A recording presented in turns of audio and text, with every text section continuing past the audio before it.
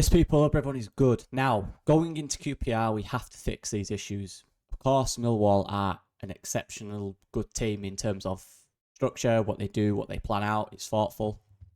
Set pieces, we all said as Leeds fans, it's something they could exploit us in. I don't think we've been really tested in that sense this season. What Millwall have shown is there's a little exploitation there with aggression in the air and winning that first ball. Farke mentioned in his press conference, and I say it every week, about winning the first and second ball is so important in football. It's huge. It dictates what happens, right? And we didn't do it. And there were signs of that goal, and it could be avoided. It's something we have to fix, and this is what I mean. So here's a ball. A ball's gone long from Mez. The keeper's kicked it long. Now, the problem here is, again, this is the first ball. The defender wins the header. Goes straight to Eze, who's a good player, by the way, wins the second ball. So straight away, here's a sign. Here's what he meant. First ball, they win. Second ball, they win. What do they get from that? They win a free kick in an advanced area. That's the problem. From not winning the first and second ball, we've given them a free kick, which we didn't want to give them. An easy, cheap one by not winning the first, second ball. And what happens from that free kick? We get a warning. And this is the key part. Look at the structure.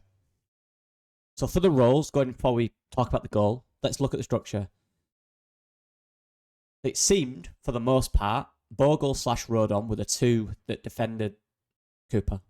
It switched once or twice, but they were the ones who defended Cooper. They didn't win a single free kick header or a corner header. So there's already the sign there. We're not winning the first contact.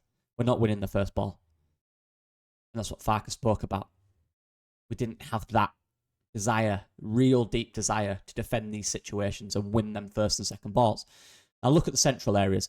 So as there's no one in the box but these two and the guy at the back post, the central areas are free. Pascal's role in these set pieces was centrally. He dealt with anything centrally. That was his job. He was the line. Right? He was the line of the team. He set the line. He set the line. So, don't know why I said that twice. But he did. That was his job. And everyone else picked up the bodies, apart from the people who stay central. But the others didn't do that. As you can see, they picked the bodies up, when beaten in the air, warning sign. We got away with it. No one central at this point. Second attempt, a corner. Again, Pascal central, as I said. Marking central spaces with Tanaka. Those are two that were really consistently in there. In corner situations, you also had Runner in there, because we defended the areas where the ball was going to go, as opposed to the guy who's going to head the ball. The problem was, in this situation, the ball didn't go into this area. It stayed out here. And look at where marking got their big guys. Again, these guys just loitered around. They won the first contact with Jake Cooper 2 times in a row. There's warning signs. Again, this is what Daniel Farke mentioned, not winning the first and second ball. Both from set pieces and in open play. They're warning you. They're showing you what we're going to do. You're not winning them. A team that works on this and is good at these will eventually punish you. This is another warning where we got away with. And then the next situation. Again, the same situation out wide.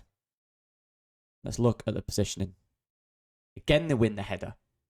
This time it's Tanganga who jumps, wins the header from Pascal. And this time it's in the central area, so Pascal gets activated basically into that situation. But they win the header again. Tanganga flicks the ball out here. Meslier reads it, but otherwise Watmore's in. This guy's ready to run in. Honeyman's ready to run in. Look at every one of our players. Completely flat-footed. Flat-footed, flat-footed.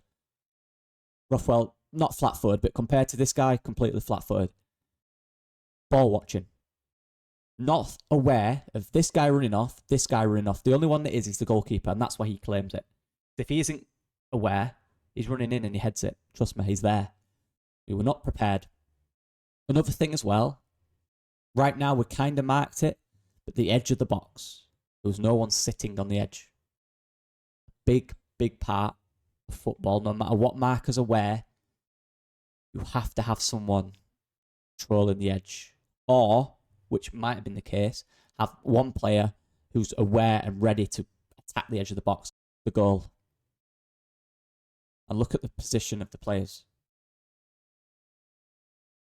This time, as you can see, there's Cooper on Rodon again. Bogle's tracking Watmore. We've got 4 centrally.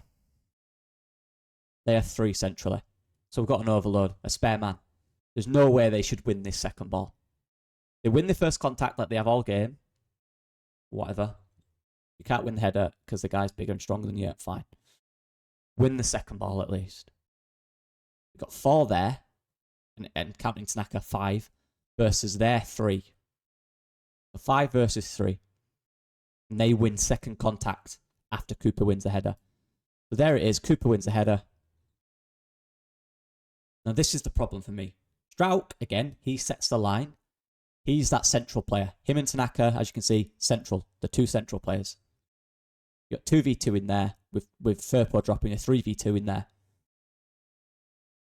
What are these 2 doing then? Rothwell and Perot. What's their role?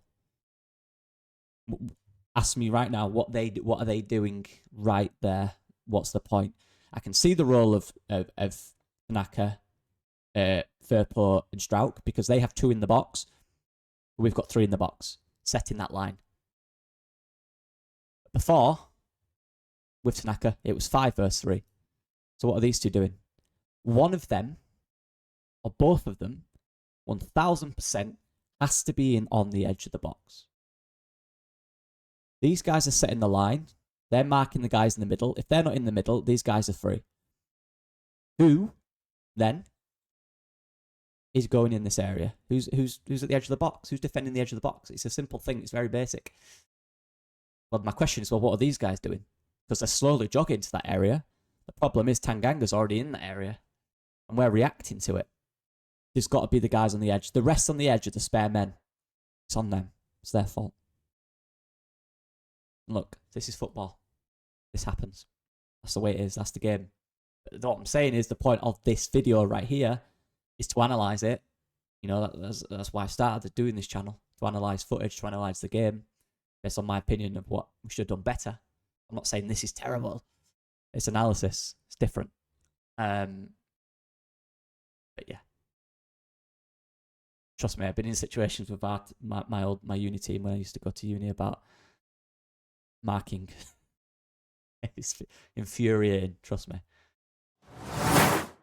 And just 1 or 2 situations going forward that didn't annoy me, but just an example, a very quick and basic, very basic by the way, a very quick and basic example of just little moments that you just go, that should be better. So Firpo's got the ball here, and he passes the ball into Joe Perot. Good position. So Nonto was in this area, but Nonto dropped deeper, leaves a nice little space. And this is where, first time, he goes into Aronson. This is, again, as I mentioned last week, getting the ball to these players in this area. I'll just move my head. These are the areas. These are the key areas where we've got to get it in quickly. Because Aronson's got options now when if he gets this ball here, he can drive. He can give a through ball to Firpo. He can win a foul. He can drive at the goal. Options. You're in a dangerous area. You've beaten them. You've beaten their players. You're beyond their last midfielder. Problem was, Perot's touch was bad. It went up to his knee. He tried to take another touch. And then won it back. They win the ball back. And look at the situation you had. Even the spaces in behind, with Firpo advancing into this area. We didn't get the ball into these wide areas centrally, which is where it's so key. The key assist zone, it's vital. And this was it. We didn't do the vital things on set pieces. And in the final third, we weren't sharp enough. We weren't quick enough. And trust me right now, I chose Perot because that's the first one that came up. I could have done many players. I could have done Tanaka, I could have done Rothwell, I could have done Aronson, I could have done Nonto, James. That was just the first one that appeared. But it was so frustrating that in these key moments, where there's an opportunity here to exploit them, Firpo's driving, by the way. Aronson could take a touch and give a ball in because the defender's tight to Perot. He came out with it. You see here, releases it now to Aronson. Little ball in this area. We're in that zone, the cutback zone. We can attack the box. We're not getting in those areas enough. And it's the little clean movements that I keep speaking about that are the issue. Got to be clean. It's got to be precise. The touch has got to be better. The pass detail's got to be on. The run's got to be there. And the run was there from Firpo. If Joe Pro gets his touch bet and there's a ball to Aronson, there's a ball through. And look, this is their line. This is their high line. There's space to exploit. So much space with Dan James, Aronson, Nonto running into it. Just a little annoyance throughout the game that was consistent. And going into this QPR game, these are the things from set pieces. I don't know about them, I haven't looked, but they'll try to exploit it. It's a way to beat a team like us, defensively, that are really good in terms of the shape defensively, how to exploit them. Win these fouls, get a ball in the box, create little set piece movements. Of course, that's the way you beat a team that's dominant. You have to. You use the small percentages of the game. And that's what Millwall did very well. Very well. And then on the other end, hope we have a bad day, which we're having a little too often. Because when we don't have a bad day, and we clean up these little mistakes, we're absolutely brilliant. But when we don't, we look poor. These are the nuances. These are the small things in games that we have to fix. And also our own set pieces, people. We're 12 corners. Honestly, it's bad. We need to fix it. I can't stress enough how important corners are. Seriously. Not even corners, free kicks, set pieces. Millwall were a threat on every single one. We don't even win the first contact ever. Or if we do, it's just a terrible header and it just goes backwards. It doesn't go anywhere near goal. Get an expert in. I have no idea. You can't neglect set pieces, free kicks, corners. You cannot. You simply cannot. I'm sorry. Big reason why we didn't go up last year was down to that. The extra points you get, even when you're playing bad in games, like even when you've had a terrible game, it's not on, you're not creating chances. The best teams rely on a set piece at times because they know getting a set piece is just as good a chance. We know, as fans watching Leeds United for 2 years, probably longer, under Bielsa as well, to be fair, but set pieces, we just ain't scoring. That is not good. Genuinely, we can talk about whatever you want. If you're not good at an aspect of a game that can literally win you probably 5-6 games a year, probably more if you're good at them. If you're neglecting that, that's a big chunk of your game that you're cutting out. That's a big potential point game that you're cutting out. We have to be better on set pieces. Look, I understand we've not got the best players for it. Trust me. I remember at Unit, we were all everyone we played were bigger than us in every way. Even our centre backs were short. Genuinely, we'd have 1 or 2 big players and they didn't even like heading it. It was frustrating. So what do? We just put a ball near the keeper and we put about 8 people in there. That's literally all we did. Just pack around the 6-yard box and just put a ball around the keeper and just play for anything. We didn't try running. Honestly, we just stood there. Or we'd absolutely pack the front post and just put 5 on the front post running in that area and hope for something gets a flick on. I just feel like everything we're trying is a little deep or a little too high that they're just winning the headers. Try something short. Come up with something. We came up with the one we scored with Pascal the other week, and Purple tried it, but he had the ball. That's something. Something else, though. We need more. Need more. It's not good enough, and it's a big part of the game we're neglecting. That's all I'm saying. And yeah, that's on the manager and the coaching staff to find the results there. I accept that you can't be great at them, but we can be better. We can be better. We can be much better. You know? So yeah. Anyway, that's it. We'll fix these things. It's not huge. I'm not going to over-exaggerate. And it's frustrating. It's annoying because we are good. And this is where the base frustration comes from. For me, it comes from the fact that I do believe we have everything we need.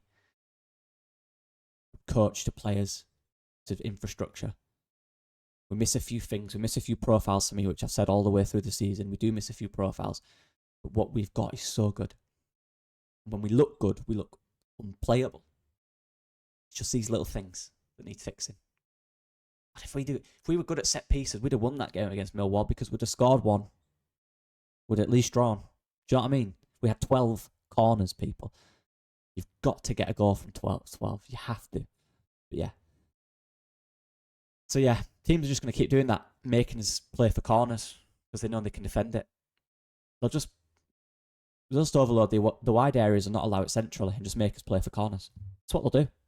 We've got to find ways out of that. But yeah, let me know what you guys think. I appreciate all the support as usual. Sorry this video was a bit late.